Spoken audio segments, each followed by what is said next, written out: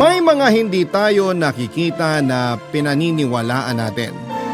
Pero may mga nakikita naman tayo na hindi natin mapaniwalaan. May kakilala tayo na kahit alam natin na nagsisinungaling ay pinaniniwalaan natin at may mga hindi tayo kilala na kahit harapan ng nakikitang totoo ang sinasabi ay pinagdududahan pa din natin. Ikaw kabarangay, gaano ka kadaling maniwala sa mga bagay na sinasabi sa iyo ng taong hindi mo kilala? Dear Papa Dudut, ako po si Pedro pero mas kilala ako sa tawag na Lolo Pete. Kaya yon din ang itawag mo sa akin. Ako ay 76 na taong gulang na. Medyo nanginginig na ang kamay ko kaya ang pinasulat ko ay ang aking pamangkin habang kinekwento ko sa kanya ang aking kwento. Sa edad kong ito ay kamakailan lang halos nangyari ang lahat ng ito. Noong mga unang buwan ng taong ito, Papa Dudut. Masasabi ko na masaya ako sa buhay ko dahil napagtapos ko na ang mga anak ko na itinaguyod ko mag-isa nang iwan ako ng dati kong asawa. Hindi ko na lamang ikakwento ang tungkol sa kanya bilang respeto dahil wala na din naman siya dito sa mundo. Sa aking kabataan ay nagsipag ako hindi lang para sa mga anak ko, kundi para na rin sa akin at sa ganitong mga panahon ng takip silim ng buhay. Kaya naman masasabi ko na kahit mag-isa lamang akong namumuhay ngayon, ay maayos ang aking estado dahil bukod sa pensyon, ay may ipon ako at nagpapadala pa ang mga anak ko ng pera. May mga asawa na ang mga anak ko at nasa ibang bansa na sila at doon na naninirahan, Papa Dudut. Sinabi ko naman sa kanila na hindi nila kailangang magpadala dahil sapat naman ang aking pera. Pero mapipilit sila kaya hindi ko na din kinontra. Baka sabihin nila ay nag-iisip bata na ako. Alam mo yon, matigas ang ulo. Biro lang. Kinukuha naman ako ng mga anak ko dahil nasa iba't ibang bansa silang tatlo. Ay ayokong magdesisyon kung kanino ako sa kanila sasama para patas. Ayoko namang maging parang basketball na pagpapasapasahan nila. At higit sa lahat ay ayoko din na makaabala sa kanila dahil pamilyado na sila. Kaya naman masaya akong naninirahan dito sa atin ng mag-isa. Madalas kong kasama ang aking best friend mula pa noong nasa mataas na paaralan na kami. Magugulat ka dahil ang aking matalik na kaibigan ay hindi lalaki kundi isang babae. Siya si Leticia. Pero mas kilala naman siya bilang Lola Letlet. 74 na taong gulang. Balo na siya ng 30 taon. Hindi sila nagkaanak kaya gaya ko ay mag-isa na lamang din si Letlet at gaya ko ay maganda din ang naging pag-iipon niya. Meron siyang pensyon, yun nga lang ay walang mga anak na nagpapadala sa kanya. Siya po ang kasakasama ko mula pa noon, may pagkakontrabida si Letlet. Pero dahil nasanay na ako kaya hinahayaan ko na lamang siya. Magsisimula ang aking kwento nang minsan nagpunta kami sa isang grocery. Papa Dudut, medyo mahina na ang tuhod ko kaya kinakailangan kong magdala ng wheelchair para kung sakaling mapagod o sumakit ang tuhod ko ay mauupuan ko yon. Sa bawat labas ko ay si Letlet ang kasama ko. At dahil mas malakas siya ay siya na rin ang nagtutulak ng wheelchair ko, Papa Dudut.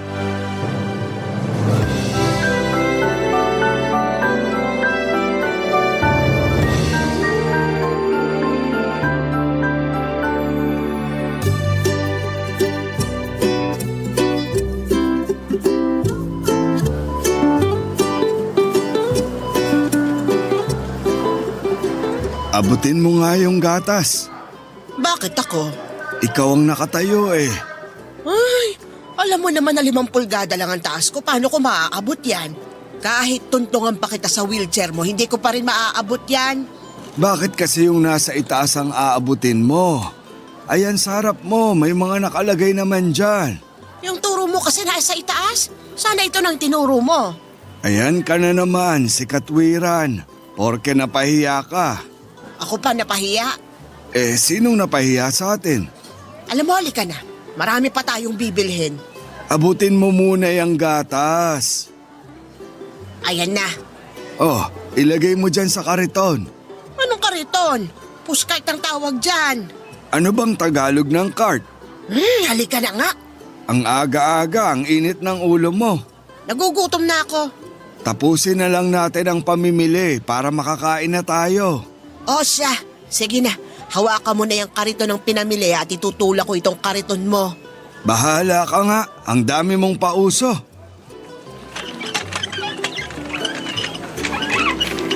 Ay, ano ba? Ay, patawad. Patawad? Ang laki ng lugar tapos babanggain mo ko. Hindi ko kasi napansin eh. Ano ba kasi ang nakasakay ka sa wheelchair tapos may tinutulak ang pushcart? Ano yan, tren-trenan? Hindi, Tsubibo. Ang talas naman ng dila mo. Bakit, nahiwa ka? Hindi, gusto kong hampasin ng sangkalan. Let. Ano? Anong pangalan yan? Let, bakit? Let? Ano ka, elementary? Ano bang pakialam mo sa pangalan ko? Bakit ikaw? Anong pangalan mo? Bakit ko sasabihin? Ay! Takot sabihin, palibasa, mabantot siguro. Let, tama na yan. Hoy, bruha! Hindi mabantot ang pangalan ko. O ano nga? Bakit hindi mo masabi?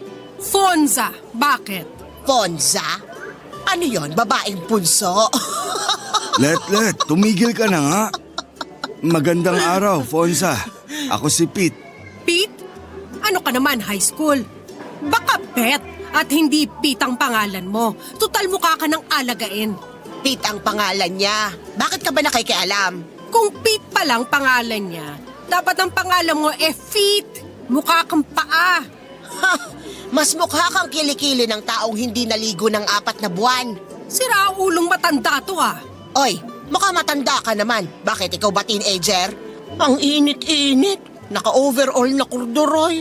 Anong overall na kurduroy? Hindi ako naka-overall at lalong hindi ako nakakurduroy. Ay, oo nga, sorry ha. Balat mo pala yan. Abat! Ano? Let, tama na. Pasensya ka na, Fonza ha. Gutom lang si Let. Mukha nga. Anong ibig mong sabihin? Eh di isipin mo. Guisit kang mas matanda ka ha? Let, tara na. Mauna ka na doon. Itulak mo na yung kariton at ako na ang bahala sa wheelchair ko. Sumabay ka na sa akin at huwag kang magpaiwan dyan. Baka isama ka pa niyan sa daigdig niya. Mauna ka na. Pasensya ka na kay Let ha. Mabait naman yun. Mali lang ang gising. Pagsabihan mo yon ha. Mabuti pa lumayo na lang kayo sa akin para hindi masira ang araw ko. Sandali, maaari ko bang makuha ang numero ng telepono mo? Kung ayaw mo naman, kunin ko na lang ang FB account mo.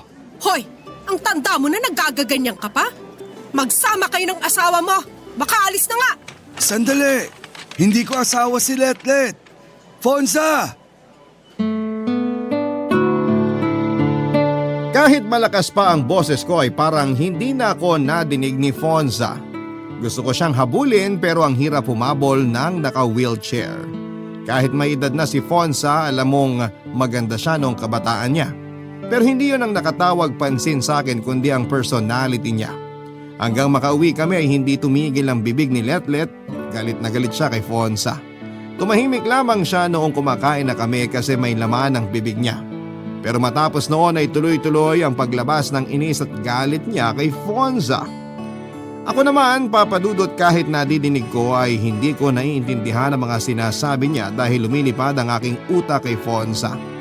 May mga tanong ang utak ko kung makikita ko pa ba siya? Kung oo, malapit na ba kaming muling magkita? Hindi siya maalis sa isip ko. Huli kong naramdaman ang ganitong pakiramdam noong makilala ko si Martina, ang aking asawa. Yun nga lang, iniwan niya ako pero hindi ko sila kinukumpara kundi ang sitwasyon ko lang sa ngayon. Magkaiba sina Martina, mananahimik lang at iiwan ang isang sitwasyon na kabaliktaran naman ni Fonza. Ganon pa man ay hindi ko talaga may paliwanag kung bakit hindi siya maalis sa isip ko. Si Fonza ay nasa edad 74. Hindi malayo sa edad ko at kaedaran lang ni Letlet. Papadudot, ang mga tanong ko sa isip ko noon ay agad ding nasagot. Nang minsang namamasyal kami ni Letlet ay may nakita akong isang pwesto ng manghuhula. Sabi ko ay baka masagot ng manghuhula ang mga tanong ko tungkol kay Fonza, kaya kahit ayaw ni Letlet ay napilit ko siyang pumasok. Laking gulat ko nang makita ang manghuhula, Papa Dudut.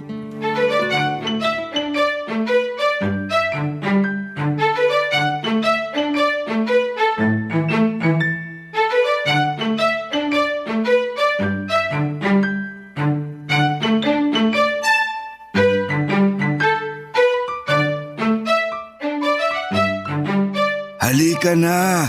Sandali lang naman tayo. Oh, ayan, walang tao. Sandali lang, lalabas na. Oh, kita mo, may tao. Bakit ba kasi kailangan mo magpahula? May gusto lang akong malaman.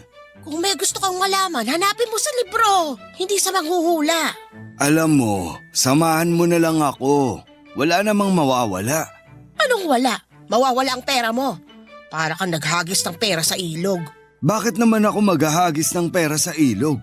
Bahala ka nga, namimiloso po ka na naman. May kukunin lang ako sa kotse, sandali lang. Oo, dito lang ako.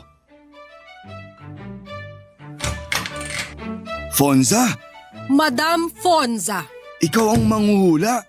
paano mo nahulaan? Manghuhula ka rin? Hindi. Biro lang. Ano bang maipaglilingkod ko sa'yo? Ha? Anong ha? Sabi ko, ano bang tanong mo? Nanghuhula ka? Yan lang ba ang tanong mo? Ang sagot ay oo. Nanghuhula ako dahil ako si Madam Fonza, isang manghuhula. Ang liit talaga ng mundo. Pero sana malaki ang tip mo. Ha? Oo naman. Pwes huhulaan na kita. Sige. Tingnan ko ang palad mo. Pete, ano, tapos ka na ba? Ay, nandiyan na pala yung manghuhula. Teka, kilala kita. Ikaw yung bruha sa grocery. Letlet. Paumanhin, hindi kita kilala. At wala akong balak na makilala ka. Nakikita ko na hindi masaya ang kabataan mo. Ano? Bruha ka talaga? Bruha. Yan ang madalas na i-alias noong unang panahon sa mga manghuhula dahil madalas pinapagkamalan silang mangkukulam. Ay, hindi pa ba? Kaya ko rin naman mangkulam. Tinatakot mo ba ako? Nay, kung magpapahula kayo, hintay muna ha kasi may nauna. Anong nay?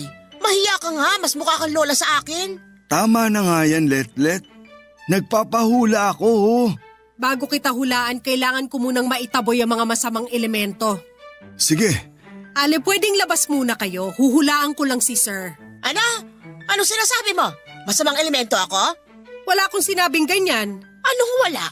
Sabi mo kay Pete, kailangan mo munang itaboy ang masamang elemento, tapos pinalalabas mo ako. Para lang naman sa privacy ni Sir. Ay, sinungaling ka. Madam Fonza, hayaan mo na si Letlet dyan. Wala naman akong tinatago dyan. Loyal ka pala sa misis mo. Ay, hindi ko siya misis. Ibig sabihin tama nga ako, nanay mo siya. Mangkukulam ka? Hindi niya ako nanay. Magkaibigan kami. Ah, alalay! Best friend. Letlet, ano ba? Gusto mo ba dyan na dyan ka o hintayin mo na lang ako sa labas? Dito lang ako. Mahirap na, baka kung ano-anong sabihin yan. Sige na, Madam Fonza. Pwede mo nang simulan. Nababasa ko sa palad mo na maaari kang mapahamak. May mga matagal ka ng kakilala na maaaring sirain ka. Sino yan? Hindi nakasulat sa palad mo pero close siya sa'yo. Ay, sira ulo ka pala eh. Ako lang naman ang malapit sa kanya ngayon eh. Ang ibig sabihin ni Madam Fonza, matagal ko nang kakilala. Ako pa rin yun eh. Te, guilty ka ba? Buisit. Ituloy mo na yan para makauwi na kami. Natapos ang araw na yon ng masaya ako, Papa Dudut. Pero si Letlet naman ang kabaligtaran. Sinabi ko na babalik ako kinabukasan para magpahula ulit. Sabi ni Letlet na huwag daw akong maging tanga dahil niloloko lamang ako ni Fonza. Pinilit ko siyang sumama pabalik pero ayaw na niya, kaya sinabi ko na ako na lamang mag-isa ang babalik kay Fonza. Sa kanya sinabi na bahala daw ako sa buhay ko. Pero kinabukasan noong paalis na ako ay darating si Letlet at bihis. Tinanong ko kung saan pupunta at sasamahan daw niya ako. Natawa ako kasi akala ko ay ayaw niyang sumama. Kesyo hindi niya daw matiis na malaman na niloloko ako. Kung nandun daw siya ay makokontra niya ang mga maling gagawin at sasabihin ni Fonza. Nang dumating kami ay sinalubong na naman kami ng matamis ng ngiti ni Fonza. Hindi siya naapektuhan kay Letlet kahit may sinabi itong hindi maganda tungkol sa kanya. Iba si Fonza, kontrolado niya ang emosyon niya. Nakakagulat Papa Dudut at hindi ko pa sinasabi ang pakay ko ay alam na niya. Alam niyang magpapahula ako, syempre kontra na naman si Letlet. Pag tinitignan ko na naman si Letlet ay tumatahimik siya. Kasi habang papunta kami doon ay nakiusap ako na huwag na niyang awayin si Fonza. Sabi ko na pilitin niyang pigilin ang galit niya. Kaya kada titig ko sa kanya ay tumatahimik siya. Hanggang sa hinulaan ako ni Fonza. Sinabi niya na mag-ingat daw ako at baka kung ano ang mangyari sa akin. Hindi na makakontra si Letlet hanggang sa makauwi kami. Siyempre masaya na naman ako at nakita ko si Fonza at kabaliktaran na naman si Letlet. Pagka-uwi ay sinabihan ko si Letlet na huwag munang umalis at baka kung ano nga ang mangyari. Sinabi pa niya na napaka-utu-utu ko daw at naniniwala ako sa pangi-scam ni Fonza. Kaya naman nanahimik na lamang ako kasi hahaba na naman kung mangangatwiran pa ako. Noong pauwi na si Letlet ay bigla akong nakaramdam ng pagsikip ng dibdib. Nahirapan akong huminga Papa Dudut. Mabuti at nandun pa si Letlet at natawag niya ulit. Natawag niya ang aking driver at tinakbo nila ako sa ospital, Papa Dudut. Barangay Love Stories. Barangay Love Stories. Buong magdamag ay nasa ospital ako. Hindi rin naman umalis si Letlet dahil wala namang ibang magbabantay sa akin. Nahihiya ko sa kanya kasi hindi na niya responsibilidad ang magbantay pa sa akin sa ospital. Pero ginawa niya. Ayun, noong palabas na kami ng ospital, ang dami na namang nasabi ni Letlet. Kesyo kung ano-ano daw kasi ang kinakain ko. Kesyo wala daw akong pakialam sa kalusugan ko. Kesyo alam ko na daw na mahina ang puso ko kung ano-ano pa ang mga ginagawa ko. Natabunan na naman ako ng sermon pero hindi ko na lamang pinansin. Total ay binabantayan naman niya ako. Nang makauwi ay niyaya ko si Letlet na bumalik kay Fonza sa susunod na araw. Mas malaki pa ata sa higante ang reaksyon ni Letlet. Bakit daw kailangan ko na namang magpaloko? Saka ko pinaalala sa kanya na kundi dahil sa hula ni Madam Fonza ay malamang ay mag-isa lamang ako sa bahay at walang kasama nang mangyari ang pagsikip ng dibdib ko. Noong payapa na si Letlet ay saka ko sinabi na magpapasalamat lamang ako kay Fonza. Sinabi ni Letlet na mahina pa daw ako at kailangan ng pahinga kaya wag munang umalis. Pero mapilit ako kaya wala din siyang nagawa dahil ayaw niya naman akong pabayaan ay sumama pa din siya, Papa Dudut.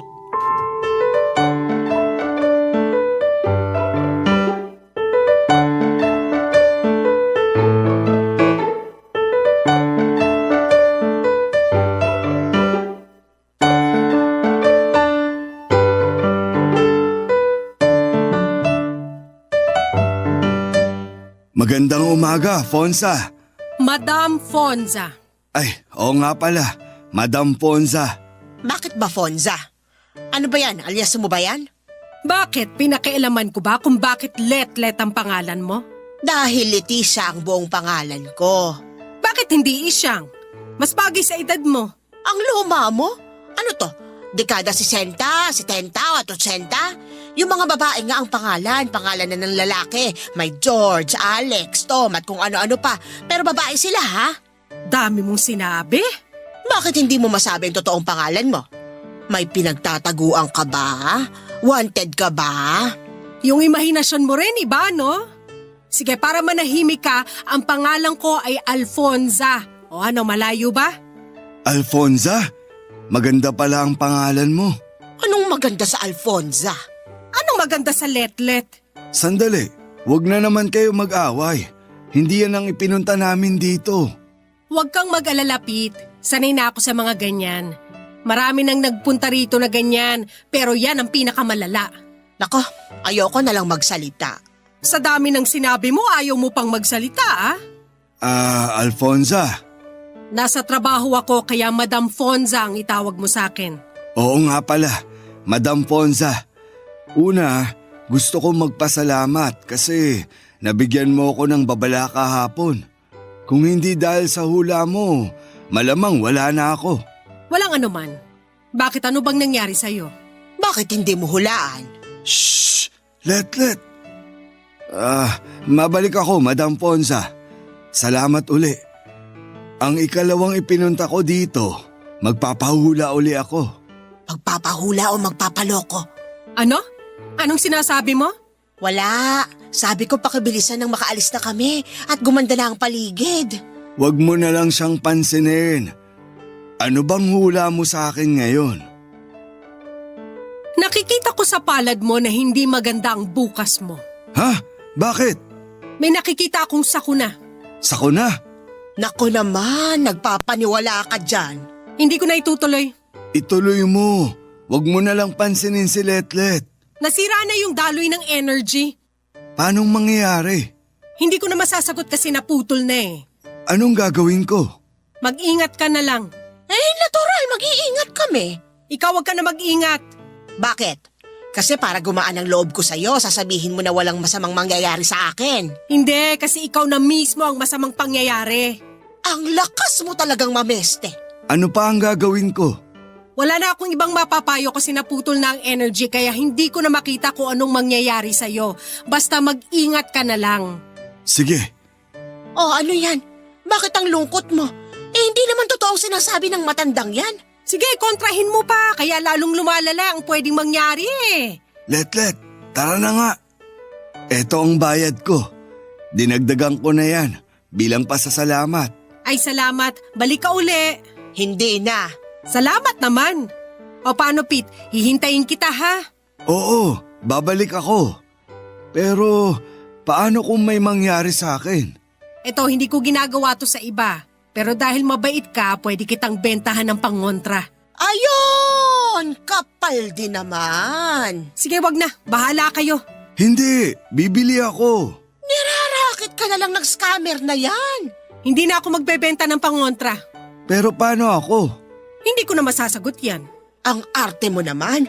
Magbenta ka na lang nang makaalis na kami. Hindi na. Babayaran ko kahit magkano. 5,000 eh. 5,000? Ano ba yung pangontra mo? Ililigtas ang buong mundo? Di wag na. Bumili ka na, Pete, para makaalis na tayo. Ibibigay ni Fonza ang isang bato. Siyempre, kinontra na naman ni Letlet na kapareho daw ng panghilod niya sa bahay. Sa totoo lang, Papadudot ay mukhang panghilod naman talaga pero gano'n naman minsan ang mga pangontra. Yung kilala ko nga ay kuko ng baboy ramo ang pangontra niya sa mga negatibo. Inuwi ko sa bahay ang bilog na batong yon. Sinabi ni Madam Fonza na ilagay ko daw sa ilalim ng unan ko pag uwi ko na agad ko namang ginawa. Siyempre muli si Letlet ay hindi naubusan ng sarili niyang pangontra. Kung ano-ano ang mga negatibong sinabi tungkol kay Fonza at sa mahiwagang bato. Noong magdilim na ay sinabi ko kay Letlet na magpapahinga na ako. Sabi niya ay doon din siya magpapabukas. May isang kwarto po pala sa bahay na si Letlet lang ang gumagamit pag nandun siya. Kahit 3 bahay lang ang layo ng bahay niya sa akin ay may sarili siyang kwarto sa bahay ko.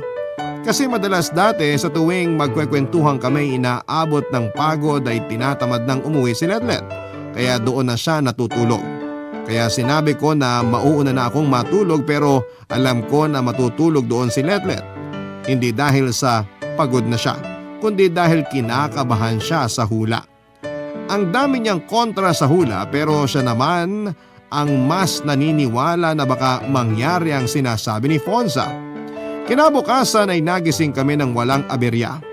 Ayon na naman si Letlet kesyo hindi naman daw totoo ang sinabi ni Fonza dahil wala namang nangyari. Kaya ipinaalala ko sa kanya na meron akong pangontra kaya hindi nangyari ang kinakatakutan namin.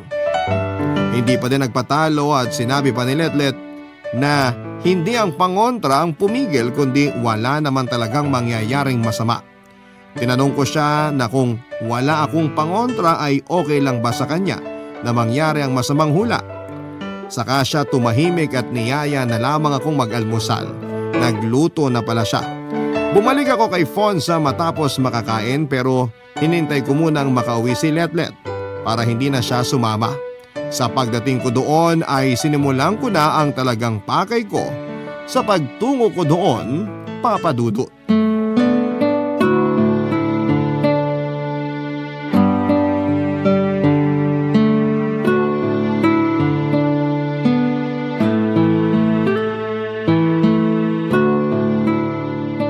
Good morning, Madam Fonza. Magandang umaga naman. Pero parang pakiramdam ko papangit. Ha? Bakit? Kasi papasok ang kontrabida mong kaibigan. Hindi ko siya kasama. Ayun, kaya pala parang lumiwanag ang paligid. Lumiwanag? Ay sorry, hindi mo pala nakikita kasi wala kang third eye. Third eye? Nakakakita ka din ng multo? Hindi ah. Yung third eye ko para sa aura lang ng tao. Ah, okay. Simulan na natin ang hulaan? Pwedeng mamaya na. Bakit? May gusto sana akong sabihin eh. Tungkol saan? Naku, huwag ka mag-alala. Hindi naman ako napipikon dun sa kaibigan mo. Sabi ko nga, sanay na ako sa mga ganon. Hindi tungkol kay Letlet. Eh tungkol saan? Tungkol sa'yo. Ha? May nagawa ba ako? Meron. Ha? Pasensya ka na, totoo naman ang hula ko. Namana ko to sa lola ko. Hindi ko maintindihan. Ano bang nagawa ko? Nahipnotismo mo ako. Ano? Alam mo, magsimula na tayo. Akin ang kamay mo. Hindi. Akin na ang kamay mo. Bakit? Ano to, manghuhula ka na rin? Hindi. Basta. Akin na ang kamay mo. Alam mo, parang hindi ko na nagugustuhan yung kinikilos mo, ha? Wala akong gagawing masama. Bakit kailangan mong hingi ng kamay ko? Basta. Magtiwala ka lang. Ayan. Ano to? Sing-sing. Alam ko, Sing-Sing. Bakit mo inilagay sa daliri ko? Kasi para sa'yo yan. Bakit? Dediretsoy na kita. Kaya ako laging nandito. Hindi dahil sa hula. Kundi dahil mahal kita. Ano ba yan? Kilabutan ka nga sa edad nating ito. Bakit? Sa pag-ibig, walang bata, walang matanda. Pasensya ka na ha. Wala na sa isip ko ang mga bagay na yan. Ganun ba? Akin na uli ang kamay mo. Ay bakit? Babawiin mo ang Sing-Sing? Teka lang, pwede ko namang pag-isipan. Oo, pag-iisipan ko tapos mag-usap na lang uli tayo. Hindi ko naman kukunin yung sing-sing. Makikipagkamay sana ako. Pero dahil sinabi mo na may pag-asa ako, ay sige, kaya ko pang maghintay. Sana humaba pa ang paghinga ko. Nakikita ko na medyo hindi na katagalan ng buhay mo. Pero yung kaibigan mo mahaba pa ang buhay nun. Masamang damo eh. Biro lang. Ano doon ang biro lang? Yung malapit na akong mamatay o yung masamang damo si Letlet? Siyempre yung tungkol sa buhay mo. Matagal ka pa sa mundo. Pero totoong ba sa mga ugali ng kaibigan mo? Hayaan mo na lang si Letlet. Pag nagkaayos kayo nun, masarap maging kaibigan yun. Masyadong maalalahanin. May tanong ako. Ano yun? Bakit hindi maging kayo? Imposible yun. Sobrang magkaibigan kami nun eh. Bakit marami ng mga magkaibigan na nagkakatuluyan ah? Ang sinasabi mo ba, tinatanggihan mo na ang pag-ibig ko? Ha? Hindi pa naman. Salamat at binigyan mo ko ng pag-asa. Simulan na natin ang hulaan at parang nangingilo ako. Bakit naman? Kasi parang hindi bagay yung mga sinasabi mo para sa edad natin eh. Sabi ko nga, walang bata o matanda sa pag-ibig. Sabi mo eh. Handa na ako. Saan? Sa hula mo. Sige. Eto na ang palad ko. Hindi, barahang gagamitin ko ngayon. Ayaw mo na bang hawakan ng kamay ko? Hindi naman. Mas nararamdaman ko kasi ang enerhiya sa baraha. Sige. Eto, may nakikita akong hindi maganda. Papa Dudut, hindi ko alam kung bakit parang tumindi ata yung hula sa akin. May makakaaway daw ako na matagal nang kakilala. Sino kaya? Mabibigo daw ako sa isang binabalak na gawin. Ano naman yung balak kong gawin? Siyempre hindi nakaligtas kay Letlet ang pagpunta na ginawa ko kay Fonza. Kaya para na naman akong bata na pinapagalitan ng nanay ko. Ine-enjoy ko na lamang minsan ang mga pagbubunga nga sa akin ni Letlet kasi kahit doon ay bumabalik ako sa pagkabata ko. Pero siguro kaya na-enjoy ko din ay dahil hindi ko naranasan sa nanay ko yung palagi akong pinagsasabihan. Hindi ko alam kung dahil mabait ba ako o dahil napagod na si nanay sa kakabunganga sa akin.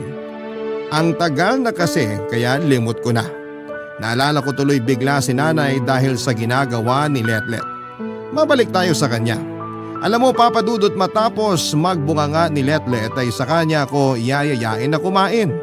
Kumbaga ay parang sopas ang sermon niya bago ang main course. Konsuelo na nga lang po ay masarap siyang magluto kaya hindi ako nawawala ng gana kahit ang kulit-kulit niyang tao. Nagyaya akong magpunta muli sa grocery nang may maramdaman ako, Papa Dudut. Barangay Love Stories. Barangay Love Stories. Papa Dudut, nanikip na naman ng dibdib ko. Pero sa pagkakataon na yon ay mas matindi dahil may sakit na akong nararamdaman. Inaatake na pala ako sa puso ng oras na yon kaya mabuti ay nandun na naman si Letlet para itakbo ako sa ospital. Sabi ng doktor ay mabuti na lang daw at naitakbo kaagad ako at malakas ang katawan ko. Kundi ay hindi ko nakakayanin ang nararamdaman kong sakit sa dibdib ko na yon. Ipagyayabang ko lang Papa Dudut, banidoso kasi ako noong kabataan ko. Mahilig akong mag-exercise at mga masusustansyang pagkain lang ang kinakain ko. Bukod pa doon ay hindi din ako nagsubok o natutong manigarilyo at uminom ng alak kung may okasyon. Ang isang boteng serbesa ay sapat na sa akin noon. Kinakabahan ako sa mga nangyari sa akin pero ang mas apektado ay si Letlet. Papagalitan na naman sana ako pero noong sinabi ko na baka na-stress ako dahil lagi niya akong binubungangaan ay napatigil siya. Nagtanong na lamang kung anong gusto kong kainin kaya sobrang napakahalaga sa akin ng pagkakaibigan namin ni Letlet kasi kahit na nag-aaway kami ay hindi siya lumalayo. Magagalit siya pero hanggang tampo lang. Hindi siya umaabot sa galit yung gaya ng ayaw niya akong makita o makausap. Minsan nga galit yon, hindi talaga ako tinitignan buong araw pero ang nakakatawa ay nakikipag-usap siya na may pagtataray pero sumasagot pag kinakausap mo. Yun nga lang ay hindi talaga siya tumitingin. Ayon kinabukasan ay nanakit ang kanyang lieg dahil sa stiff neck daw. Pero sa sobrang concern ni Letlet sa akin ay minsan ay umaabot na siya sa sobra.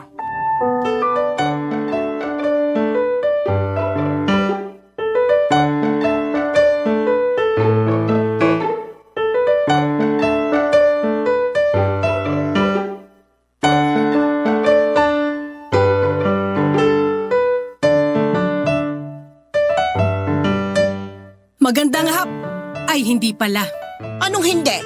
Tinatanong mo pa. Oy, kung pumapangit ang hapon mo, ako, wasak na wasak ang araw ko pag nakikita kita. Kita mo to. Ang lakas din naman ng tama mo, no? Lugar ko to. Pupunta ka rito. Tapos sinong inaasahan mo na nandito? Si Barbie Fortesa? Natural ako makikita mo. Nya. Ano ka, 4 na taong gulang? Umayos ka nga. Wala kang pake. Alam mo, ayaw kitang kausap. Nasa na si Pete, ang tagal namang pumasok. Wala si Pete. Ako lang nagpunta.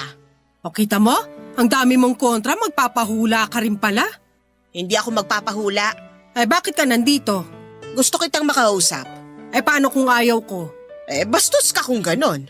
Bastos agad? Hindi pa pwedeng busit muna sa'yo? Aba, ikaw pang may ganang mabwisit. Nag-a-addict ka ba? Baka ikaw. O siya, tapusin na natin to. Anong sasabihin mo? Layuan mo si Pete. Ay, asawa? Huwag kang piloso pa, Fonza. Iba din ang linyahan mo eh. Tumigil ka na. Ano bang problema mo? Alam ko na inaakit mo lang si Pete para makakuha ng pera niya. Wow naman, judge ka ba? Masyado kang judgmental ah. Kunyari ka pa, totoo naman 'di ba? Kung yan ang pinaniniwalaan mo, ikaw ang bahala. Tapos, hindi ka ba nahihiya ng loloko ka? Hindi lang si Pete, kundi pati ang iba pang mga nagpapahula sa'yo. Wala akong niloloko. Sinasabi ko lang ang nakikita ko. Pwes, sinasabi ko din ngayon ang nakikita ko. Nakakakita ako ng manloloko. Scammer! Magdahan-dahan ka ng pananalita mo ah. Masakit ba?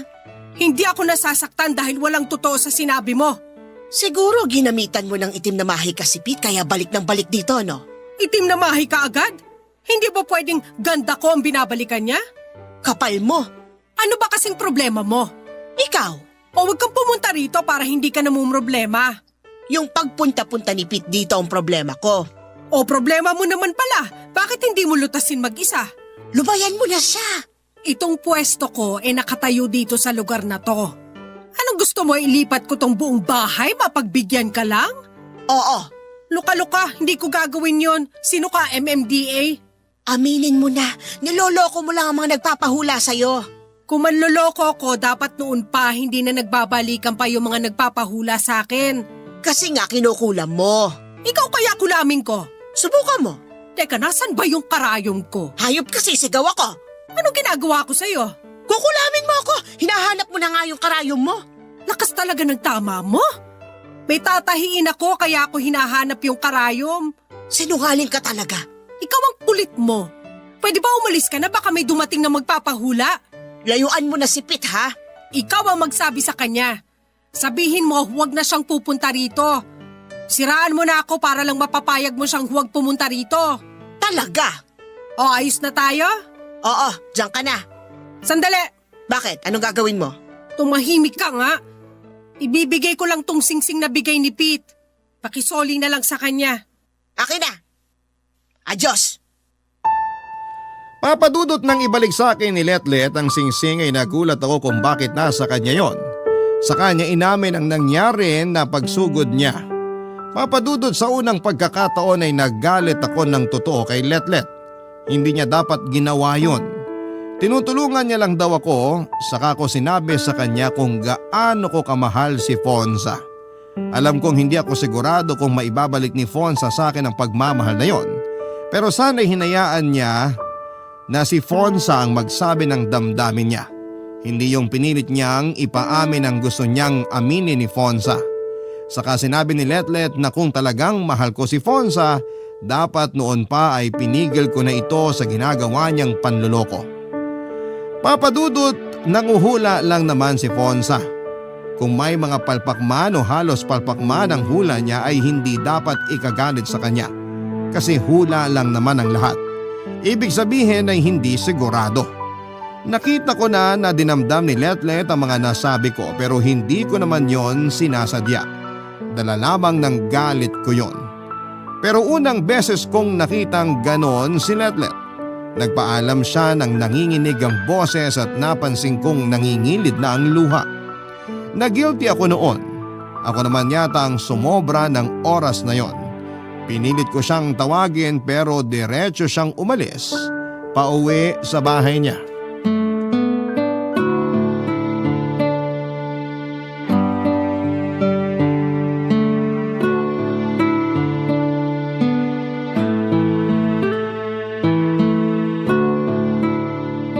Sorry, sarado na. Fonza, Ay, Pete! Ikaw pala! Anong ginagawa mo rito? Sarado na ako, bukas ka na lang bumalik. kakausapin lang sana kita. Tungkol saan? Sigurado namang alam mo na. Hindi ko mahulaan kasi hapon na sarado na ang kapangyarihan ko. Fonza, hihingi sana ako ng pasensya. Saan naman? Fonza, huwag ka nang magmaang-maangan. Nagpunta si Letlet dito kaninang umaga. Ay nako, kailangan pa bang pag-usapan yan? Humihingi ako ng paumanhin. Ikaw na sana ang bahalang magpasensya sa kanya. Mabait naman yun. Minsan nga lang sumusobra. Hindi naman malaking bagay sa akin ang pagpunta ni Letlet dito. Salamat. Alam kong mabait si Letlet. Paano mo nalaman? Nung unang punta niya pa lang dito, nakita ko ng aura niya. Gaya mo, nakita ko rin ang aura mo. Anong ibig mong sabihin? Alam kong hindi ka naniniwala sa mga hula ko, tama? Ha? Hindi ako nagagalit. Hindi naman sa hindi ako naniniwala. Pero hindi naman talaga ang hula mo ang ipinupunta ko dito. Kundi ikaw. Ganun na rin yon. Pag hindi mo pinapansin ang hula ko, ibig sabihin hindi ka naniniwala. Siguro nga. At alam ko na ako ang pakay mo. Nahulaan mo yun? Hindi. Hindi naman ako manhid para hindi maramdaman yung halatang halata na pagkilos mo. Yun nga lang, pag pupunta ka, pinanghihinaan ka ng loob. Tama? Oo. Sabi ko sa'yo, magaling ako manghula eh. Ngayong ayos na ang ipinunta mo tungkol kay Letlet. Meron ka pa bang kailangan? Oo. Sige, ano pa yon? Gusto ko sanang ibalik sa'yo tong singsing. Para sa'yo talaga yan. Isinuli ko na nga, ibabalik mo pa. Pero binigay ko na to. Hindi dapat kinuha sa'yo ni Letlet. Yan ba ang sinabi niya sa'yo? Na kinuha niya sa akin yung singsing? Oo, pasensya ka na. Hindi niya kinuha sa akin yan. Ibinalik ko talaga. Ha? Bakit? Dahil peke, Ano? biro lang. Masyado ka kasing seryoso. Alalahanin mo masama sa'yo ang masyadong ma-stress. Alam mo din yan? Sabihin na nating tsamba lang. Pero bakit mo ibinabalik tong singsing? Dahil sinabi ng konsensya ko na hindi nararapat sa akin ang singsing na yan. May mas nakahihigit na dapat magmay-ari ng singsing na yan. Anong ibig mong sabihin? Sino? Yan ang hindi ko alam. Yun lang ang sinabi sa akin ng konsensya ko. Pero… Walang pero. Ayan, hinulaan na kita. Libreng hula yon, ha? Sarado na! Oh, Letlet! Tuloy! Pasensya na, hindi ko alam na mag-uusap pala kayo. Babalik na lang ako sa ibang araw. Tapos na kami mag-usap. Halika na. Letlet, bakit ka narito? Hindi kita sinundan, ha? Hindi ko talaga alam na nandito ka. Gusto ko lang makausap si Fonza. Anong may paglilingkod ko? Pumunta lang ako para humingi ng paumanhin sa inasal ko kaninang umaga. Pagpasensyahan mo na ako. Makakaasa ka na hindi na kita guguluhin. Paalam. Letlet, sandali! Kailangan ko nang umalis. May kailangan pa akong gawin. Pakinggan mo muna si Pete. Alam ko na ang totoo. Alam kong hindi mo naman talaga kinuha sa kanya tong singsing. Bakit mo sinabi yun? Mabuti alam mo na. Kaya hihingi na din ako ng pasensya sa'yo. Hindi, Letlet. Ako ang hihingi ng pasensya. Nabigla lang ako sa mga nasabi ko sa'yo. Patawarin mo ako. Tapos na yon, nangyari na, nasabi na. Ngayon nagkapatawaran na tayo, maaari na tayong mabuhay ng tahimik. Binabati ko kayo. Paalam.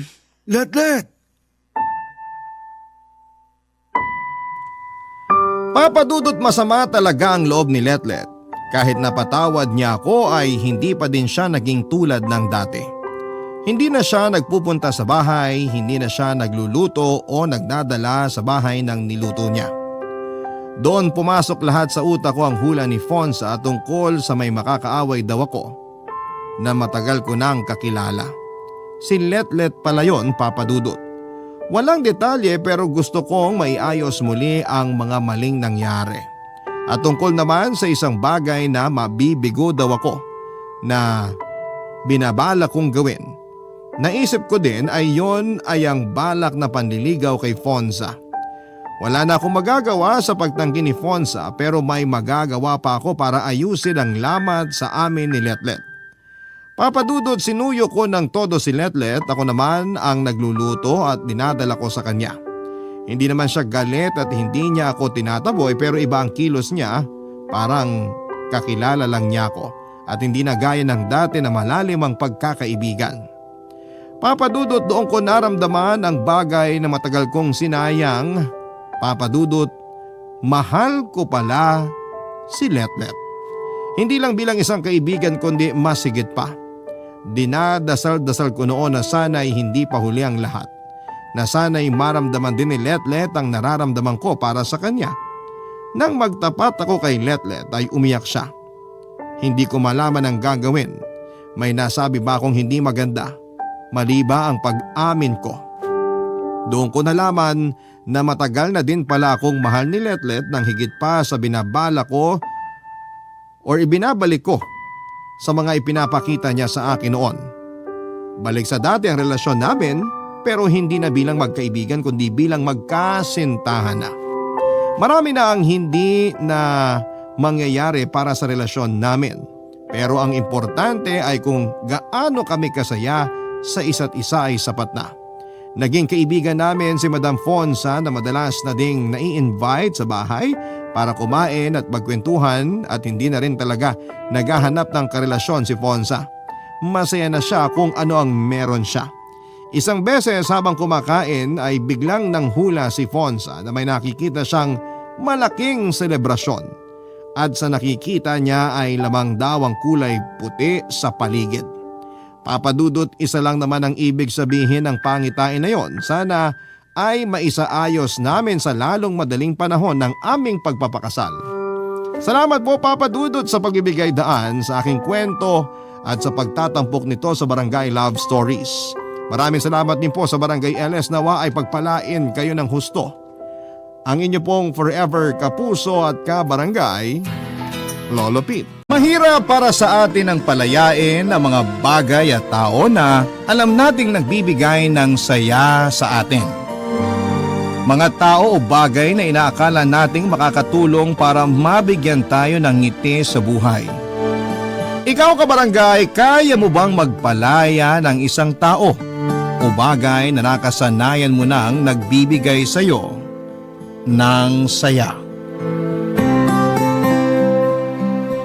Dear Papa Dudut, ako nga pala si Jill, 36 years old at taga dito sa Pampanga. Isa na akong single mom mula pa last year. Iniwan ako ng aking live-in partner na si Richard. Mas matanda siya ng 5 years sa akin. Buong buhay ko ay nilapag ko na sa kanya at lahat ng desisyon ko ay lagi ko siyang kinukonsider. Kahit na alam ko namang na hindi siya ganon ka-attach sa akin. Mas minahal ko siya kesa sa sarili ko, Papa Dudut. At ang masakit pa doon ay ibinigay ko sa kanya ang lahat kaya nasaktan ako ng labis dahil hindi nasuklian ang pagmamahal na ibinigay ko sa kanya. Basta masaya siya, masaya na rin ako. Iyon ang naging mantra ko sa aming relasyon at sa buhay ko mismo, Papa Dudut. Lalo na noong nagkaroon kami ng anak. Hindi niya yon nagustuhan noong una dahil sinabi niyang hindi siya ready na maging isang ama. Nasaktan ako pero pinilit ko na lamang nakalimutan ang sinabi niya. Inisip ko na baka nga nabigla lang siya dahil akala niya ay safe kaming pareho. Pinagpills kasi niya ako dahil hindi pa talaga siya ready na magkaroon ng anak. Kaya lang ay gusto ko na talagang magkaroon kami ng pamilya. Kaya hindi ako nagpills ng halos 1 buwan. Hindi naman niya ito nalaman at sinubukan ko namang ipaliwanag na hindi naman 100% effective ang pag-inom ng pills. Naniwala naman siya. Naging masaya naman ang pagsasama namin noong nagkaroon kami ng anak. Nakita ko namang masaya siya at mahal niya ang anak namin. Kaya lang ay hindi ko masyadong ramdam na pumapantay sa akin ang pagmamahal niya. Doon ako nalungkot pero pinilit ko na lamang na itago. Nagstay naman kasi siya sa akin so inisip ko na lamang na mahal din niya ako. Mas mahal ko nga lang siya. At papadudot na patunayan ko ang totoo na mas mahal ko siya dahil isang araw pinili niyang iwan ako. Isang araw ay pinakitaan niya ako ng lakas ng loob para sabihin sa akin ang katotohanan na hindi na niya ako mahal. Pinatunayan niya sa akin ang mga kutob ko na hindi ganon kalalim ang pagmamahal niya para sa akin.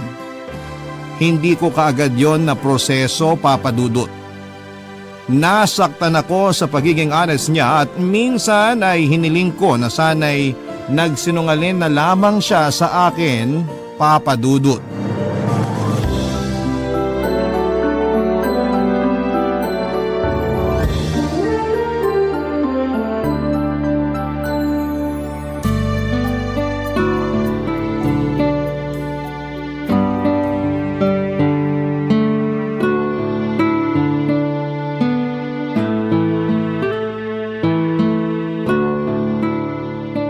Tulog na ba ang anak natin?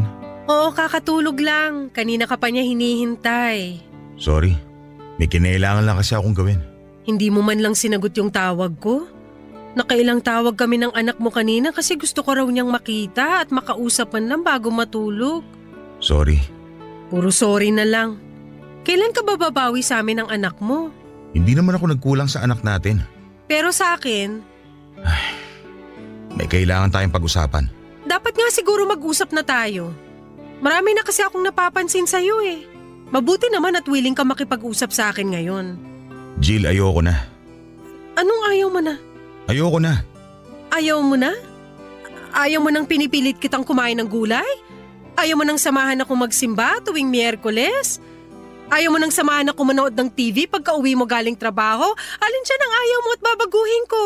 Wala nang kailangang baguhin. Ayoko na talaga. Klaruhin mo! Ayoko na sa relasyon natin. Ayoko na rin naman tong nangyayari sa relasyon natin pero hindi naman ibig sabihin ay susukuan ko na. Magkaiba tayo. Gusto ko na tong sukuan. Hindi ka pwedeng sumuko dahil may anak tayo. At hindi ko siya pababayaan. Yan ang mapapangako ko sa inyo. Paano ko bang hahawakan yung pangako na yan hindi mo nga natupad yung pangako mo na magsasama tayo habang buhay? Para sa anak natin, tutuparin ko ang pangako ko.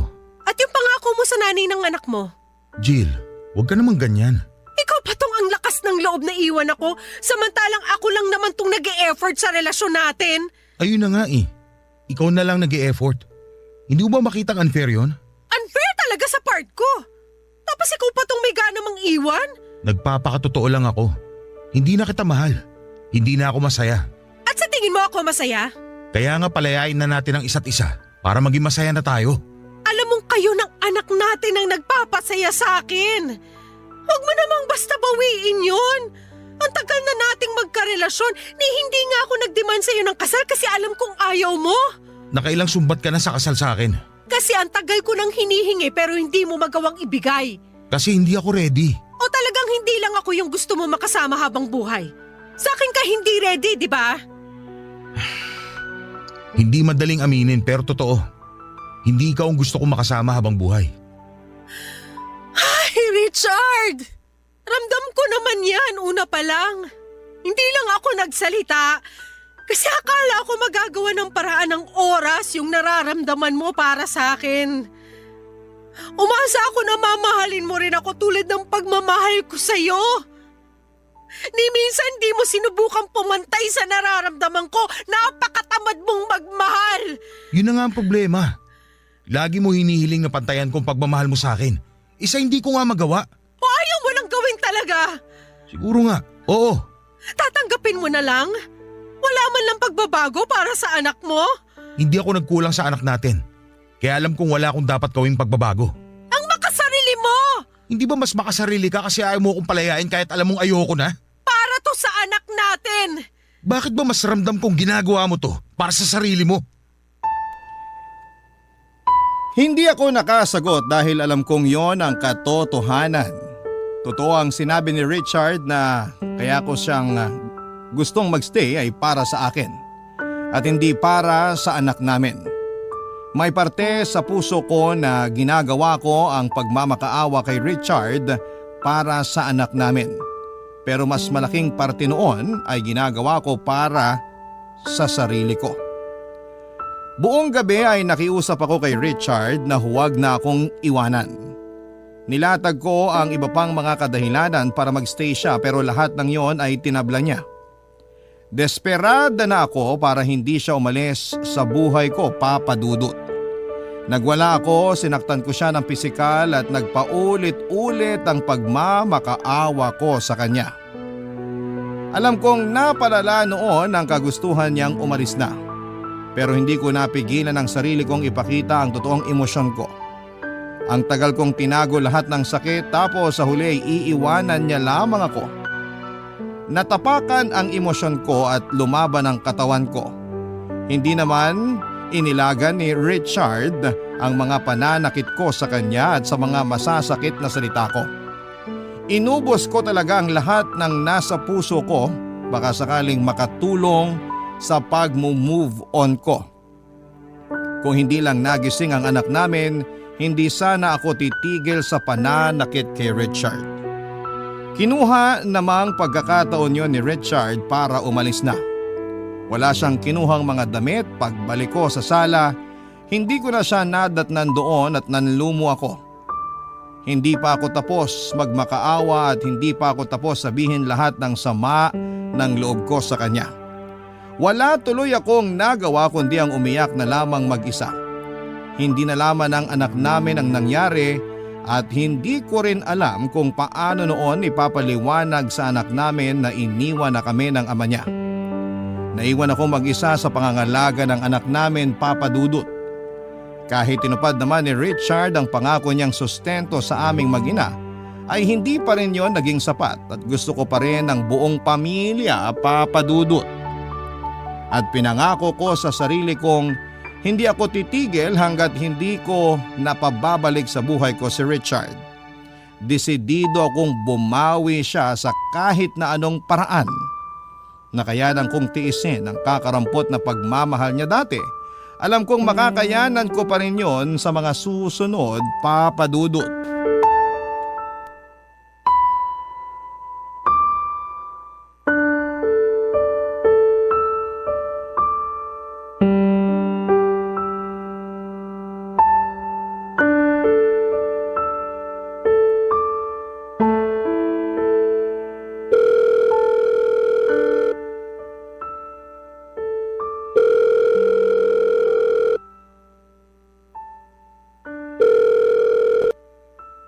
Hello?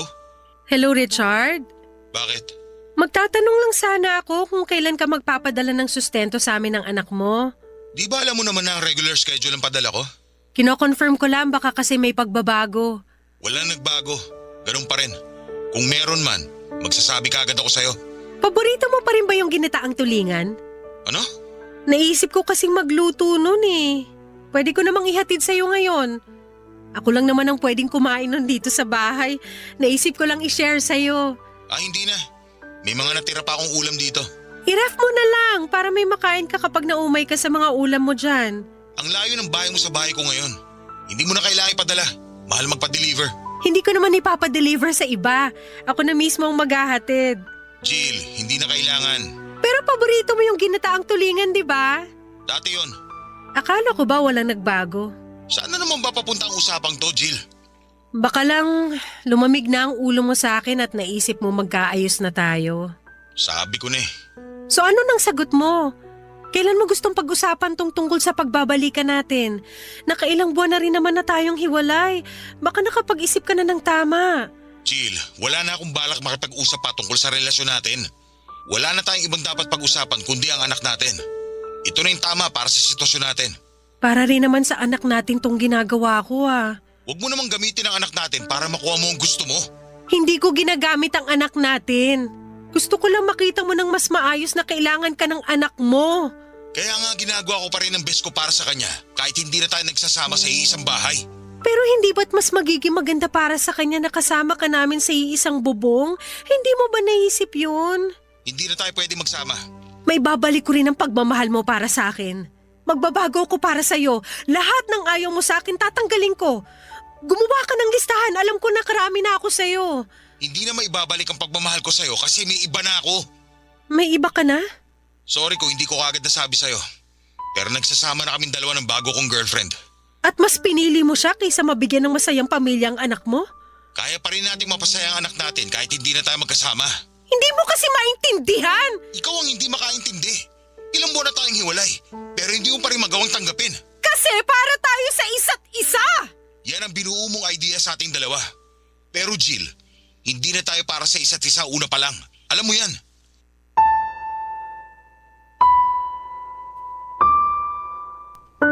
Lagi na lamang kay Richard ang huling salita, Papa Dudut. Hindi na naman ako nanalo dahil alam kong tama naman siya. Alam kong hindi kami para sa isa't isa pero pinipilit ko dahil siya na yung buhay ko. Mali nga na gawing mong mundo ang isang tao pero sa ganitong paraan ako naging masaya. Kaya nung umalis si Richard ay nawala na ako ng dahilan para magpatuloy pa. Kahit mismong anak namin ay hindi na ibigay ang saya na dulot sa akin ni Richard. Nakaka-guilty ang ganong pakiramdam pero totoo akong tao at alam kong ito ang totoong nararamdaman ko. Papadudot, after kong nalaman na may iba na ang karelasyon si Richard ay nadurog ako. Hindi ko naalaga ang maayos ang anak ko at kinailangan ko muna siyang ipaalaga sa magulang ko para maproseso ko ang nangyari sa amin ni Richard. Nagkulong lamang ako sa bahay at iniyak ko ang lahat ng sama ng loob ko. Panay ang tingin ko noon sa pictures namin ni Richard dahil sobrang nami-miss ko na siya. Binalikan ko ang lahat ng conversation namin noong nagsisimula pa lamang ang relasyon namin. Alam kong sinasaktan ko lamang ang sarili ko sa ginagawa ko. Pero hindi ko mapigilang sariwain noon ang nakaraan namin. Naging masaya naman kami dati kahit na nakukulangan ako sa pagmamahal niya sa akin. Kung nakontento na lamang sana ako dati at hindi na lang laging nagrereklamo sa kanya, sa sama ng loob ko dahil hindi ko masyadong maramdaman ang pagmamahal niya, sana'y hindi kami nagkahiwalay. Sana'y natuto akong tanggapin na lamang kung ano lang ang kaya ni Richard kung yun lamang ang paraan para magstay siya sa buhay ko. Pinagod ko rin ang sarili ko sa kakaisip ng paraan para makuha ko siya pabalik sa buhay ko, papadudot.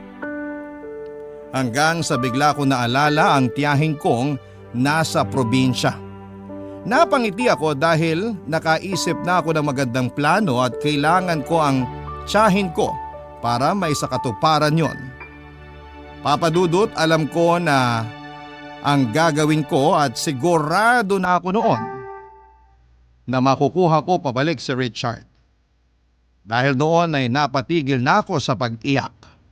Dahil doon ay gumaan na ang pakiramdam ko dahil mababawi ko na kung sino ang para sa akin.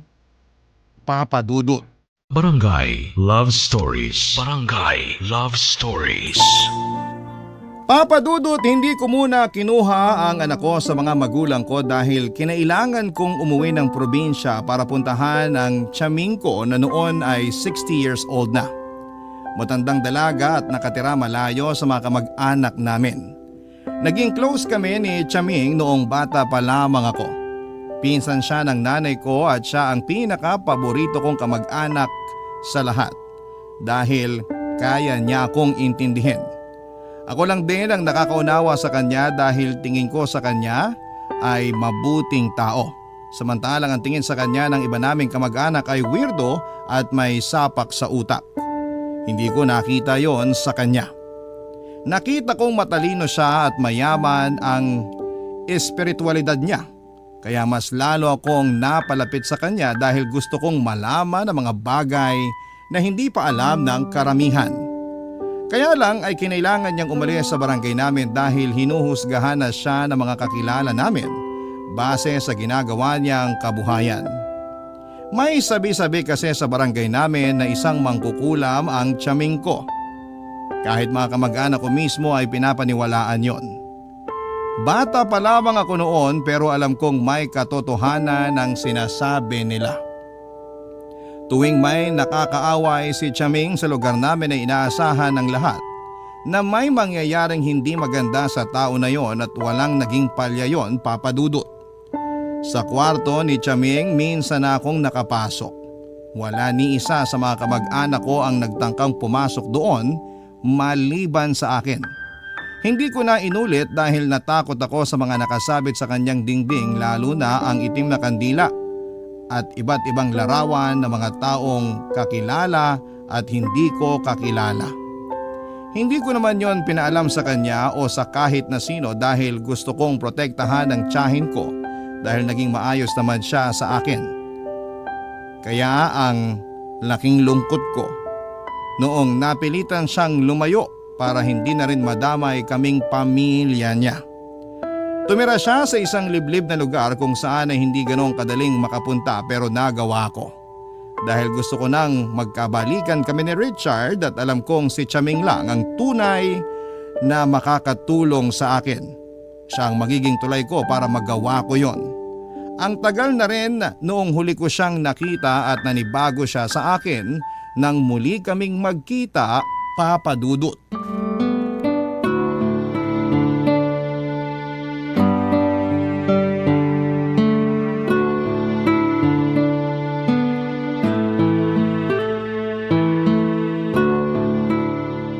Oh, Jill, hindi kita halos nakilala ah. Marami talaga nagagawa ang oras sa tao, Chaming. Sa akin ba anong nagawa ng oras sa itsura ko, ha? Parang umatras ang oras sa inyo. Bumabata kayo tignan, ha? Eh, hindi ba halatang may 20% na discount na ako sa mga kainan? Naku, mukha lang kayong may discount sa jeep. Ano yon, senior citizen discount? Student discount! Ay naku, ang batang ito. Lumaking bolera. Nagsasabi lang ako ng totoo. Nagsasabi ka lang ng ganyan kasi mukhang may kailangan ka sa akin, ano? Paano nyo alam? Iba talaga ang powers mo.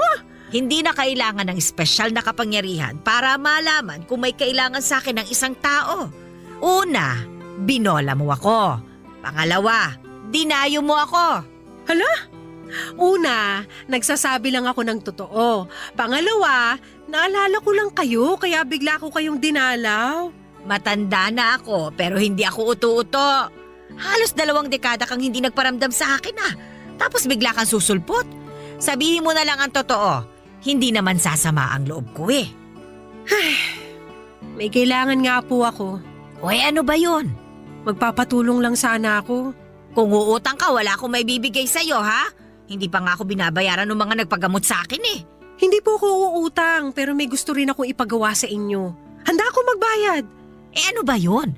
May nangkulam ba sa'yo? May nagkagustong kapre o tikbalang? Nausog ka ba na matandang dalaga? Gusto ko lang bawiin ang asawa ko. Sino nang gayuma sa asawa mo? Wala po. Gusto kong gawan niyo ako ng gayuma para bumalik siya sa akin. Sigurado ka ba? Siguradong sigurado. Wala akong ibang gustong mangyari ngayon kundi ang magkabalikan kami.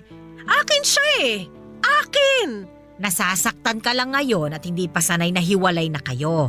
Pero balang araw, magiging ayos ka rin. Makakahanap ka rin ng iba, makakalimutan mo rin siya. Hindi, Chaming. Gusto ko sa akin lang siya. Akin lang si Richard. Walang ibang dapat makinabang sa kanya kundi ako lang at anak namin. May anak na kami. Di ba dapat sa amin lang siya at hindi sa ibang babae?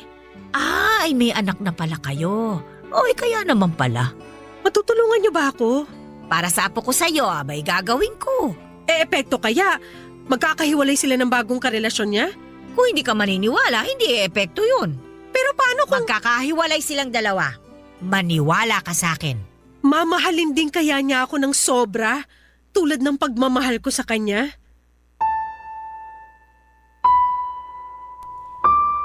Hindi nakapagsalita si Chaming sa huling tanong ko, Papa Dudut, kahit siya ay hindi naging sigurado sa pwedeng mangyari. Nasabi niya sa akin na kaya niyang paghiwalayin sina Richard at ang bagong karelasyon nito pero hindi niya may pangakong magiging kapantay ng pagmamahal ko ang pagmamahal ni Richard sa akin. Tinanggap ko na lamang yon kasi ang habol ko lang din naman ay ang magkabalikan kami. Ayoko talagang mabuhay ng mag-isa nang hindi kasama si Richard kaya ako yun nagawa, Papa Dudut. Hinanda lahat ni Chaming ang kailangan niya sa orasyon na gagawin niya. Kinuha niya rin ang ibang impormasyon tungkol kay Richard at sa bago nitong girlfriend. Mabuti na lang at nag-stalk ko ang bagong girlfriend ni Richard kaya ako nalaman ang lahat tungkol sa kanya. May kasikatan din kasi ang babaeng yon sa social media kaya madali ko lang nahagilap ang mga impormasyon tungkol sa kanya. Matapos noon ay sinimulan na nga ni Chaming ang orasyon. Ginamitan niya yon ng itim na kandila at ibang spices. Hindi na ako nagtanong kung ano ang mga yon. Pinagmasdan ko na lamang at dinasal na sana ay magkaroon ng katuparan ang orasyon na yon, Papa Dudut. Umuwi na rin ako after noon at binilinan ako ni Chaming na huwag masyadong isipin ang ginawa naming orasyon para magkaroon yon ng katuparan. Nahirapan ako roon dahil kapit ako na matutulungan ako noon para magkabalikan kami ni Richard. Pagkarating ko ng bahay ay tinawagan ko na ang mga magulang ko para kunin ang anak ko. Hinatid naman nila sa bahay at napansin nilang ganado akong muli. Hindi na ako nagkwento dahil malamang ay kukontrahin nila ang ginawa kong paglapit kay Chaming, lalo na ang nanay ko na sagrado katoliko. Makalipas nga ang ilang araw ay kinumusta ko si Richard Papadudut. Nagbabaka sakali akong may nangyari na dahil napansin kong nagpo-post na siya ng malungkot sa kanyang Facebook. Lihim akong nasiyahan dahil pakiramdam ko ay yun na ang katuparan ng hiling ko. Ilang beses ko siyang tinawagan pero hindi niya sinagot. Hanggang sa pinuntahan ko na lamang siya sa bahay niya. Iniwan ko munang muli ang anak namin sa magulang ko dahil may naisip akong plano. Papa Dudut.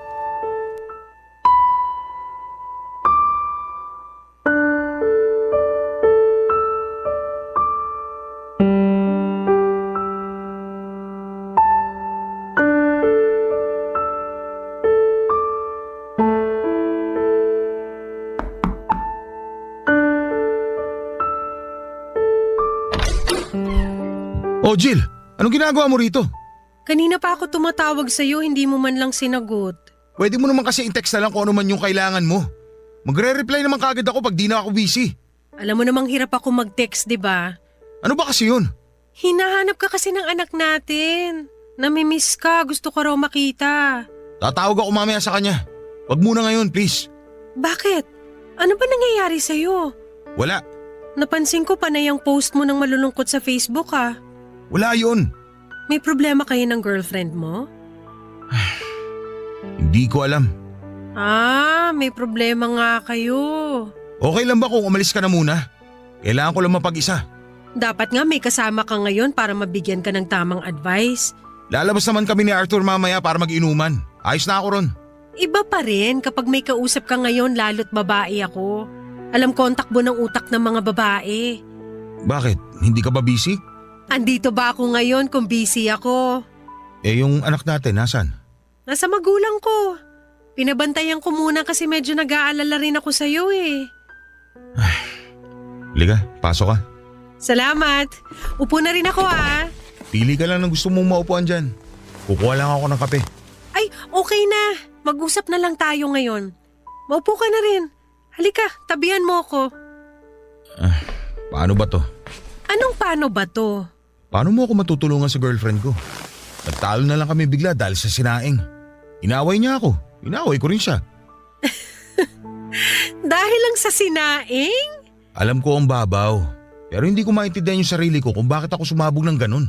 Asan siya ngayon? Umuwi muna siya sa magulang niya. Hiwalay na kayo? Nakipag-cool off siya sa akin. Pero makikipag-ayos ako. Alam mo kung ako sa'yo, wag na. Yan ang ibibigay mong advice sa akin? Kasi naman kung sa maliit na bagay lang ganyan na kayo magtalo. Paano pa kaya kapag malalaking pagsubok na? Tama ka naman. Kaya lang. Gusto mo ba dalhin ko muna rito ang anak natin para malibang ka? Pwede naman. Kaya lang, lalabas kami ni Arthur mamaya eh. Pwede namang dito lang din ako para pag umalis ka, may magbabantay sa anak natin. Tapos uuwi na lang kami kinabukasan. Ayos lang ba? Parang hindi magandang idea yan. Ay nako, naka-move on na ako sa'yo no. Walang halong mali siya tong pagstay ko rito kung yan ang iniisip mo. Gusto ko lang makatulong. Tsaka pag malungkot ka, maapektuhan yung pakikitungo mo sa anak natin. Bilang nanay, ayoko namang mangyari yun.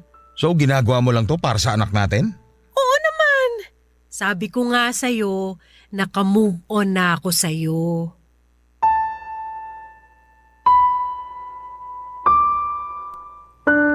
Siyempre, nagsinungaling ako kay Richard para payagan niya akong mag-overnight sa bahay niya. Kailangan ko rin kasing makibalita at natuwa talaga ako sa nangyari. Kinuha ko ang anak namin at saka dinala sa bahay ni Richard. Natuwa kong makita silang masayang magkasamang mag-ama. Parang nabuo ulit kaming pamilya. Hindi na rin natuloy na umalis si Richard kasama ang kaibigan niyang si Arthur. Nag-decide na lamang siya na manood kaming pamilya ng pelikula sa bagong TV niya. Hindi ko may paliwanag ang sayang nararamdaman ko ng mga oras na yon at naging magaan din ang pakikitungo sa akin ni Richard. Kaya naman alam kong nag-work talaga ang orasyon na pinagawa ko kay Chaming. Hindi rin niya hinawakan ang cellphone niya buong magdamag na kasama niya kami. Kaya alam kong hindi sila nagkausap na dalawa ng girlfriend niya. Papadudod sa pagdaan ng mga araw, nakibalita pa rin ako kay Richard, hindi pa rin daw sila nagkakaayos ng girlfriend niya. Ramdam kong balisa si Richard at ayon kay Chaming, parte raw yon ng ginawa niyang orasyon. Hindi rin nag-attempt na lumapit si Richard sa girlfriend niya at hindi raw niya maintindihan kung bakit. Dati naman daw ay si Richard ang nagpapakumbaba sa tuwing may maliit silang away. Pero noong pagkakataong yon ay nagbago na ang lahat. Hindi na raw naramdaman ni Richard na kailangan niyang lumapit sa girlfriend niya. Naramdaman daw niya na nababalisa siya sa tuwing naiisip na kausapin ang babaeng yon. Isa na namang senyales na epektibo ang ginawa ni Chaming. Kaya naman nagpapasalamat akong muli sa tiyahin ko. Ang kailangan ko na lang hintayin ay ang pagbabalik ni Richard sa aming mag-ina. Hindi ko pa ramdam na nagbalik na ang pagmamahal niya sa akin, pero sabi nga ni Chaming, kailangan ko lang magtiwala sa hiwaga ng gayuma. Barangay Love Stories. Barangay Love Stories. Masaya ako na nadagdagan na rin ang atensyon ni Richard hindi lang sa anak ko kundi maging sa akin din. Kinilig ako sa tuwing kinukumusta ko ni Richard, Papa Dudut. Lagi na rin niyang hinihiram ang anak namin at dumadami na ang oras niya sa aming mag-ina. Kaya naman nagpapasalamat talaga ako na lumapit ako kay Chaming. Wala pa rin akong nabalitaan kung nagkakausap pa rin ba sina Richard at ang girlfriend niya. Kailangan ko na lang silang mapaghiwalay ng totoo para matapos na ang kalbaryo ko at makapasok na akong muli sa eksena. Alam ko namang alanganin pa rin si Richard sa gagawin noon sa relasyon nila. Ramdam ko pa rin naman noon na may pagmamahal pa rin siya sa babaeng yon. Ang maganda lang sa nangyayari noon, di gumagawa ng paraan si Richard para magkaayos sila ng girlfriend niya.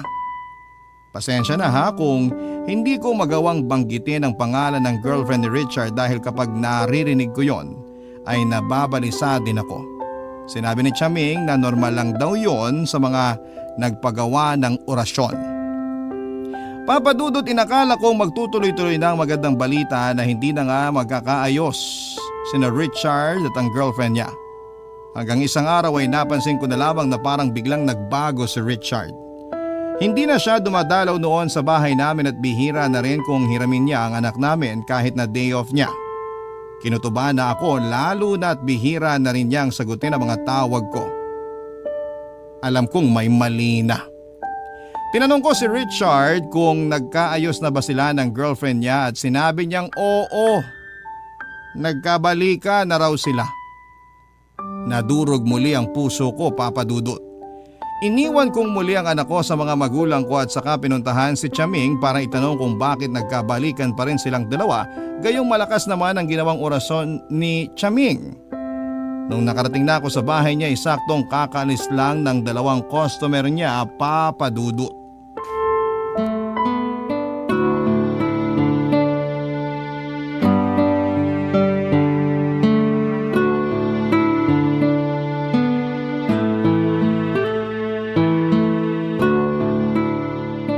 Customer mo ba yung mga umalis, Chaming?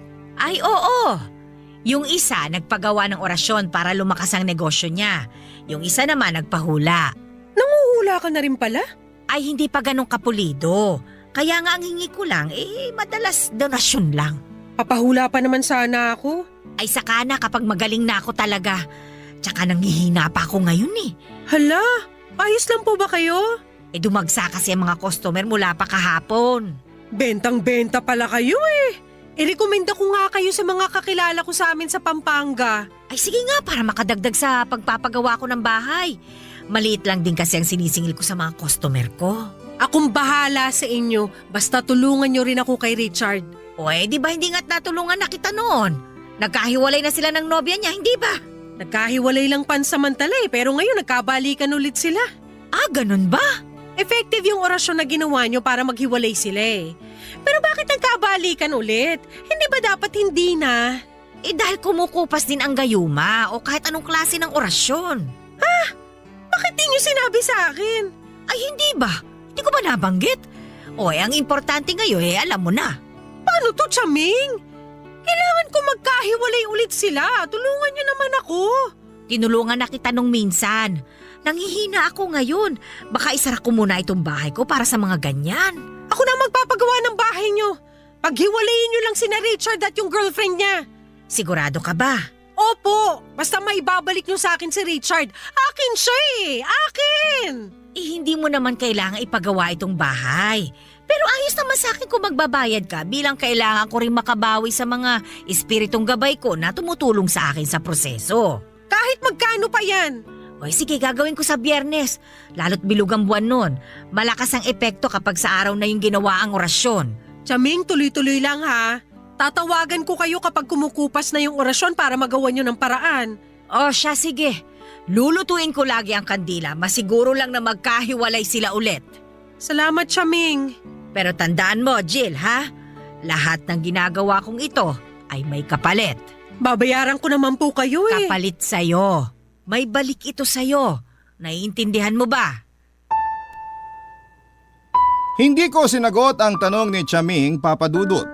Doon ko lang na-realize na may kapalit nga naman ang paglapit sa mga ganong ritual. Pero sabog ako mula sa pagmamahal ko kay Richard kaya sinabi kong ayos lang. Napansin kong nadismaya si Chaming sa sinagot ko. Kaya lang ay hindi na rin siya nagsalita pa.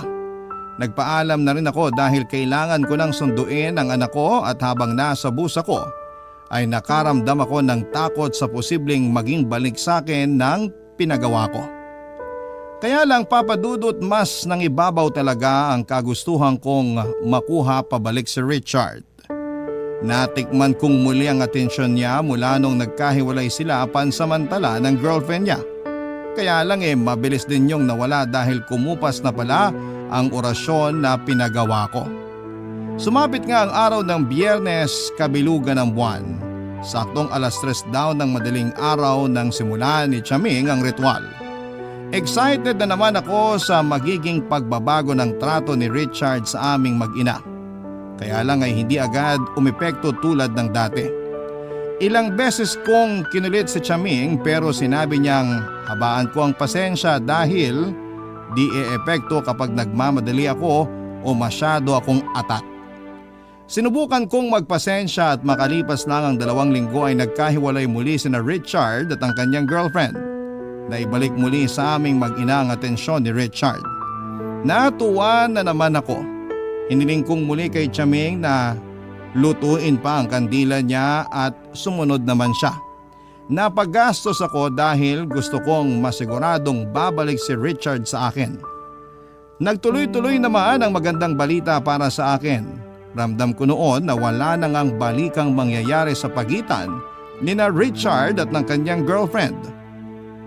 Binura na rin kasi ni Richard ang mga pictures nila ng girlfriend niya sa social media accounts nito. Lumaki tuloy ang pag-asa kong magkakabalikan kami lalo't malungkot si Richard. Inabot ng 5 buwan ang saya ko hanggang isang araw ay nabalitaan ko na lamang na ikakasal na silang dalawa. Gumuho ang mundo ko. Nagmadali akong pinuntahan si Chaming para itanong kung bakit ganon ang nangyari. Akala ko noon ay mapapasa akin ng muli si Richard bakit biglang bumalik siya sa babaeng yon.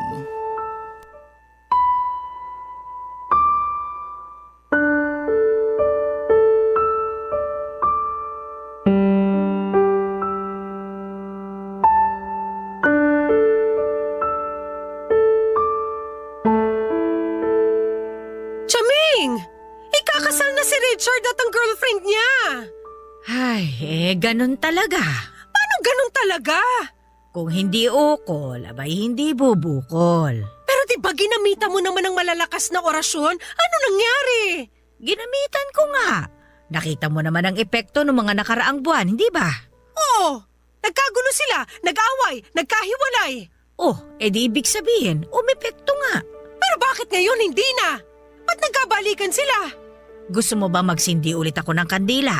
Niloloko na ata ako ng mga kandila mo Paano bang niloko ka? Nakita mo nga nagkahiwalay sila, hindi ba? Pero nagkabalikan din sila. Hindi ganito ang plano. Dapat forever sila magkakahiwalay. Ganun nga talaga. Yan na lang ba isasagot niyo sa akin ngayon? Malamang. Matapos lahat ng binayad ko sa inyo? Halos napunta na sa inyo lahat ng ipon ko para sa kinabukasan ng anak ko eh. Jill, nagpagawa ka sa akin ng ritual, hindi ba? Malamang kailangan mong magbayad. At saka ang sabi mo sa akin, babayaran mo ako. Ikaw ang nagpresenta. Pero sana, tulad ng ibang customer, maibigay man lang sana ang serbisyo na kailangan ko. Naibigay ko naman sa iyo ang kailangan mo. Napaghiwalay natin sina Richard at yung girlfriend niya. Uulitin ko lang. Nagkabalikan silang dalawa at ngayon ikakasal na. Ginawa ko na ang lahat, Jill.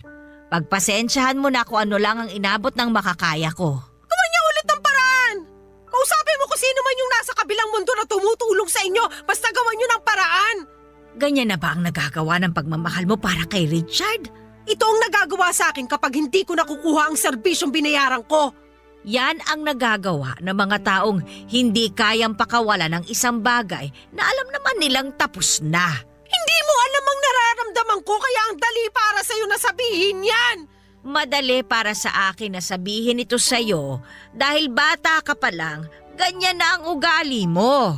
Naalala mo yung manika mong hindi mo naman na pinaglalaroan pero ipinagdadamot mo sa pinsan mong ipahiram.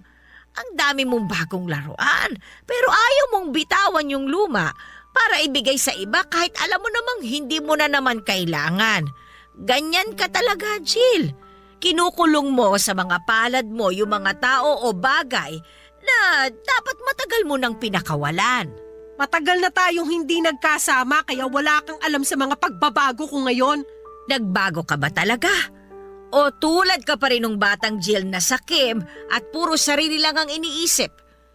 Kung hindi ka na makasarili, asa ng anak mo ngayon? Bakit imbis na inaalagaan mo siya ngayon, nandito ka't nagagalit sa akin dahil hindi mo makuha ang isang bagay na hindi naman talaga para sa'yo?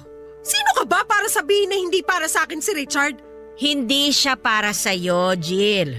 Sa iba't ibang buhay, hindi siya nanatili sa'yo. Hindi siya para sa'yo. So pinirahan niyo lang ako? Alam niyo namang hindi pala siya para sa akin pero kuha ka ng pera sa akin para paasahin ako mapaghihiwalay mo yung dalawa? Napaghiwalay naman natin sila, hindi ba? Ilang beses pa nga. Pero tulad nga ng sinabi ko sa'yo, kung hindi nakatadhana para sa'yo, hindi talaga mapupunta sa'yo. Kahit pa ilang kandila ang sindihan natin, lutuin natin, hindi nun makakayanan ang itinakda. Tinakda kayong magkahiwalay. Itinakda si Richard para sa iba. Sana iyon ay maging klaro sa'yo. Hindi talaga siya para sa'yo. Para akong paulit-ulit na sinampal sa mga sinabi ni Chaming, Papa Dudut. Hindi ko matanggap na may katotohanan lahat ng sinabi niya. Ilang beses nang pinatunayan sa akin ng tadhana na hindi kami ang itinakda para sa isa't isa, pero patuloy ko yung nilabanan. Totoo ang sinabi ni Chaming. Hindi ko magagawang pakawalan yung mga bagay na alam kong tapos na. Hindi ako natuto. Hindi ako pumayag na basta-basta na lamang mawala lahat ng bagay na gusto kong hawak ko lamang. Gaya na lamang ni Richard, Papa Dudut. Iniyak ko lang ang nararamdaman kong pait at sinubukan kong tanggapin pero hindi ko kaya. Nilabas ni Chaming ang barahan niya at saka walang pasabing binasahan ako ng kapalaran. Doon niya ipinakitang hindi talaga kami ni Richard ang nakatakda. Nakita na raw yun ni Chaming. Sina Richard at ang kanyang girlfriend ang nakatakdang magsama habang buhay. Parang dinagana ng dibdib ko sa mga sinabi ni Chaming, Papa Dudut. Hindi madaling tanggapin ang katotohanan. Pero nung hinawakan niya ang kamay ko at sinabing merong bagong darating, at yun na nga ang para sa akin. Ramdam ko ang sincerity sa mga mata ni Chaming at sinabi niyang paparating na ang para sa akin. Kung magagawa ko lang bitawan ang hindi na para sa akin. Papa Dudut, hindi na ako umulit pa na magpagawa ng orasyon kay Chaming. Tinanggap ko na lamang ang katotohanan, hindi para sa akin, kundi para sa anak ko. Minessage ko si Richard at sinabi kong kailangan ko munang malayo sa kanya para makapag-move on. Inamin kong may pagmamahal pa rin ako sa kanya at hindi madali na malamang ikakasal na siya sa iba. Kailangan ko lang ayusin ang sarili ko at intindihin ang anak ko. Naintindihan naman niya at humingi siya ng tawad sa lahat ng mga naging pagkukulang niya. Inayos namin ang para sa schedule ng anak namin at sinabi ko sa kanya na sa magulang ko na lang lumapit kung may kailangan siya sa anak namin. Hindi ko muna siya kayang makita o makausap man lang dahil baka kung ano pa ang magawa ko. Ikakasal na sila ngayong taon, Papa Dudut, at hindi pa rin ako makamove on sa kanya. Pero kinaya ko na ngayon. Bit-bit ko na lamang ang pag-asa na balang araw ay may darating din na para sa akin, na kapag hindi ko pa binitawan si Richard, itatago siya ng dakilang lumikha sa akin. Kaya ako bumitaw dahil alam kong may darating at yon ang mananatili para sa akin. Hanggang dito na lamang po ang aking liham, Papa Dudut. Maraming salamat po sa pangunawa at pagbabahagi ng aking kwento sa inyong mga masusugid na tagapakinig sa Barangay LS 97.1 Forever. Muli, maraming salamat po. Ang inyong forever at kapusong kabarangay, Jill.